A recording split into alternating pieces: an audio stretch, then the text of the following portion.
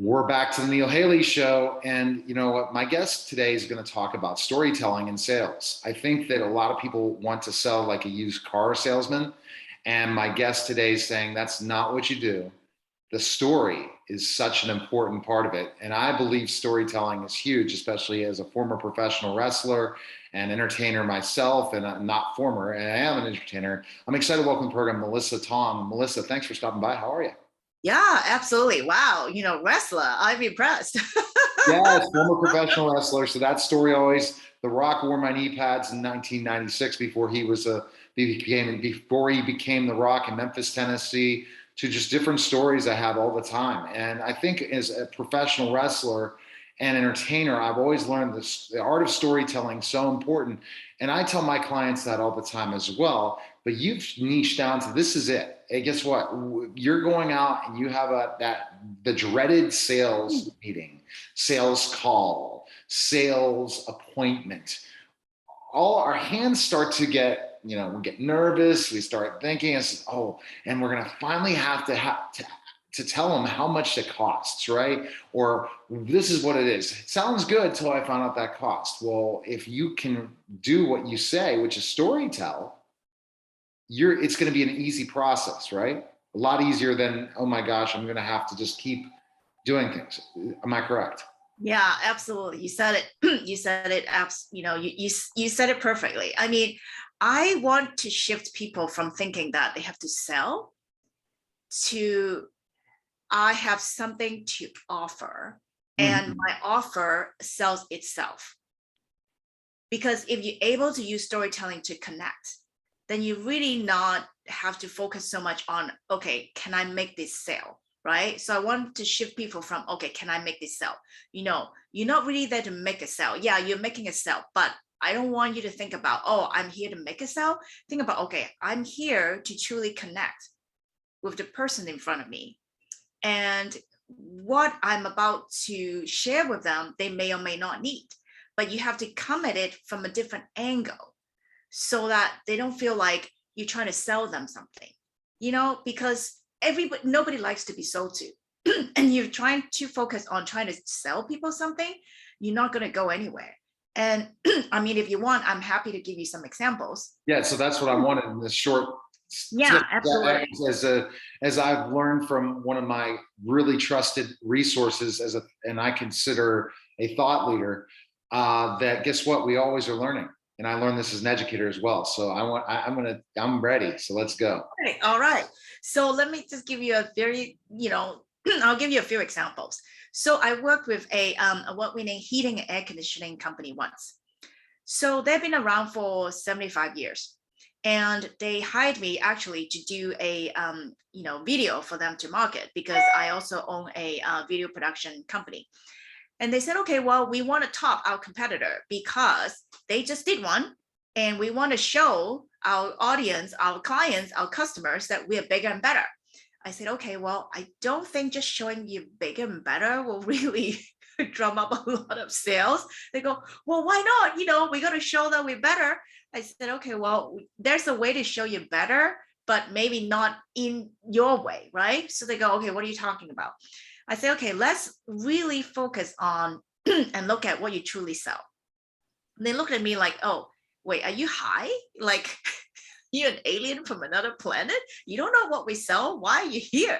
I go, well, of course I know what you sell, but I don't really think that's what you truly sell. And then the owner was like, well, you got to be kidding me. I've been selling this. Our company has been around for 75 years.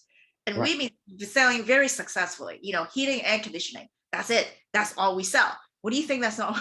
What do you mean we don't sell? I say, no, I don't think that's what you sell. So afterwards, I sat with them, whole session. And then I made them realize air conditioning and heating units are the tools they use to sell what they sell. But what they truly sell is comfort. Yes, because you're not going to have air conditioning and it's 100 degrees and your air conditioning breaks, who are you going to call? Such a great point. You're going to have to tell a story. Right. So the story is comfort, right? So now when they know, we are not really selling the units, we're selling comfort. So from there, we can carve out we actually carved out a tagline for them, which is no matter the weather, we make it better. No matter the weather, we make it better. We sell comfort. So now when they're on a call with the customers, they're not so much focusing on, oh, okay, do you need a new air conditioning units? Do you need a heating unit, right? So now they're focusing, okay, so how much comfort can we bring to your home? So sometimes they get in by just changing the filter. Sometimes they just get in by, servicing the existing units. But see, when you have established relationships with your customers, then when things break, who are they going to call? Of course, they're going to call you. You see, but you have to find a way to get in the first step without pushing and try to sell stuff. You see, you're trying to offer people, okay, how much comfort do you want? Everybody loves comfort. Who doesn't want comfort? See, so it's about changing the mindset and changing the conversation and refocusing on what you truly sell. You see, I work with businesses of all sizes. I just did a storytelling training for Weston, the hotel chain, 2 months ago. So really, it doesn't matter whether you have a small business, medium-sized business, or large business. I truly believe that every business could do a storytelling makeover on a daily basis. To just change the way you talk to your customers, because the environment is different, right? I mean, we are more than 2 years into COVID right now, and we still kind of, seeing the aftermath. I mean, people are still not really going back in person. Some areas, I mean, like I'm in LA, and not every organization. And going back in person, right? I mean, some people are still going virtual. So how do you sell virtually, right? How do you create a connection through a computer screen? I was just talking, with somebody about it yesterday. How do we create connection? All right.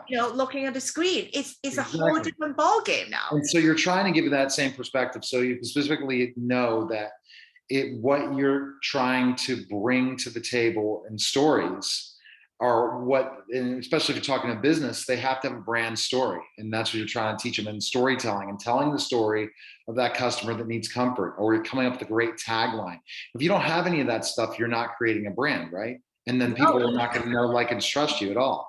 No, not at all. I mean, look, like I said, that heating and air conditioning company has been around for 75 years. They never had a tagline. They don't have a brand. Yes, they have a business, but they don't have a brand. You see, so that's surprising. So many people go to yeah, exactly. You can't really build a brand until you have a brand story, you have a tagline, you have a branding image, and you have all of that.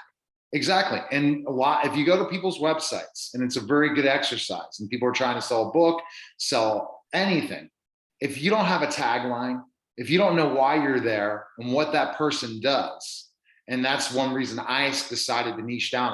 I do everything in marketing. It's like you, in certain ways, I've done it in my career.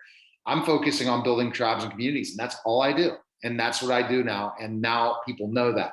Then compared to, hey, I'm just going to tell you about myself, tell you some stories, but how are we going to help the person that really needs that help? And that's the key. And telling that story is important. Where can people find info on you? I know that you got a lot of different things going. Where's best place? Well, I mean, I'm online. My company is called duckpunk.net, duckpunk.net.